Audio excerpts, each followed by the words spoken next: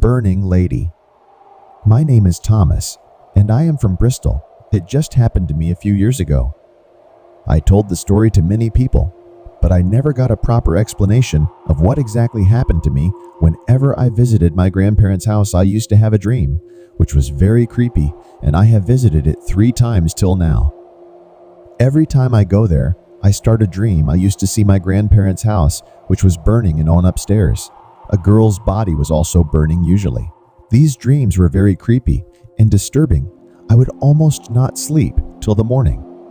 But last time I saw it, in a very detailed story, whenever me and my sibling used to go to our grandparents' house, we used to sleep in their room. Their bed was very big for almost 4 to 5 people. We used to fit comfortably, but that day me and my cousin would sleep on the floor on mattress. I remember Granny always used to tell us some jokes before they slept that night. Also, as usual, we sleep very comfortably on mattress, and in the midnight again, my dream started, and in my dream, I saw same burning lady, the one I had seen before, also right from the door of room. She came inside and started staring at me. I felt like my soul is watching all this. Then in my dream, I started following her, but after some events, I don't remember anything, but I remember that in the last I saw myself outside the house. My grandparents' house was burning as usual, and the lady was burning on the top of it, and she was laughing also, and I could hear that a child was crying. I woke up after the dream. I was very scared. Then I went to my granny and slept with the granny. After that dream, nothing much happened, but after almost 6-7 months after the incident, one of my relatives had committed suicide, so my mother and auntie were discussing about it. I was also curious, so I was also silently listening to them. Out of nowhere, where my mom changed the topic and told the story, which gave me chills till today, apparently years back. There was a family living in a rented room below my grandparents' house. The family consisted of a husband, a wife, and their 3-year-old son. The husband was a very abusive person.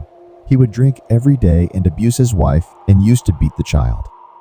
My grandfather and my grandmother warned the husband many times, but the husband always pretended to be a good husband in front of them, and in return, he used to force his wife to remain silent. Many times police also came to the house outside, but they didn't take any actions because according to them, this was the problem of the house, and husband and wife should dissolve their family problems on their own. And finally, tired of all the drama, my grandfather decided to ask the family to leave. He gave them 1 week to leave their house then. When her husband came to know about this, he became very angry, and after drinking, he abused his child and beat his wife to the extreme. He tortured his wife daily, and then tired of all this torture at night, his wife poured gas on himself and his child and burnt them alive.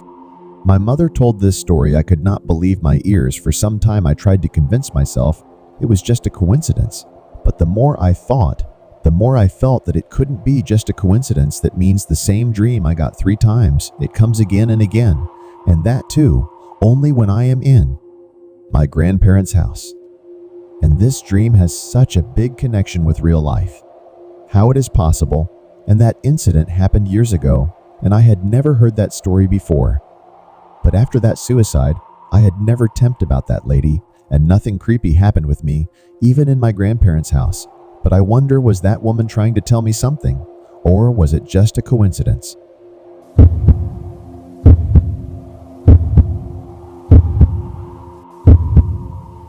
Spirit's Hug.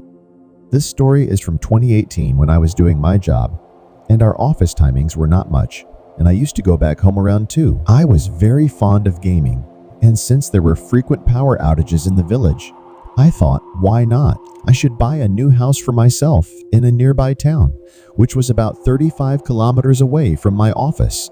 The road there was not as bad as in the village, and was much better, and for 35 kilometers, you could get a view of the mountains and a view of the forest. So I thought that I can cover this distance by bike almost every day. So I did that, and then like my daily routine, I was going back home at around 2:00 in the afternoon on my bike, and I started walking towards my house. I had completed about halfway through the route, where most of the road was empty. Sometimes I had to cross the road, or sometimes I had to see more rush. So due to the road being so empty, your sixth sense vision get very high. It is active, and if you see someone even by mistake, your eyes are bound to be on him, and that day I saw something similar. While walking on the side of the road, I saw a lady who was wearing troubled clothes. She must be around 30. She was coming ahead of me, so it was obvious that I overtook her at one point. Then I thought that this girl would be very beautiful, so I looked at her from my rear view. I tried to look in the mirror so that I could see her face. I was surprised. There was no one in her place. I wanted to look back to see who this girl was, and that was my biggest mistake. Looking back, I came to know that there was no one there, so without any fear, I started investigating this thing in the sunlight. This area was completely covered with bamboo trees, with almost no houses, so it was not at all possible that she ran into the bush or entered a house. I searched for her for a few minutes, but couldn't find her, so I went back home. I spent the rest of the evening playing games, and while having dinner, there was nothing unusual, and then after that, I went to sleep. Then suddenly I woke up in the midnight, and I was having a very intense feeling in my chest. My eyes were wide open, but I was not able to move my body. I thought in my mind that it was sleep paralysis. Maybe I had a similar attack once before, so I knew how to deal with this thing. I thought of not moving my body, and I just closed my eyes. I was waiting for how long this attack would last, but when I closed my eyes, I felt as if someone was hugging me from behind with cold hands, and this coldness was slowly spreading in my body too, so I became nervous. Like I said, I have had sleep paralysis before, but I have never felt anything like this. So keep my eyes blindfolded. Then with a fearful voice, I said, "Who is there?" And to my surprise, after a few seconds, a girl's voice came. "You don't know me, what you will do with my name?"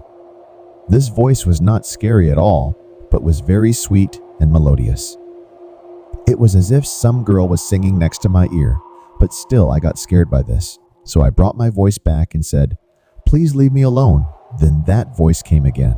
"I will never leave you alone. I will always stay with you at this point." I was very scared, so I somehow managed to make a noise and asked, "Why did you want to do this?" The girl said, "Because you were looking for me."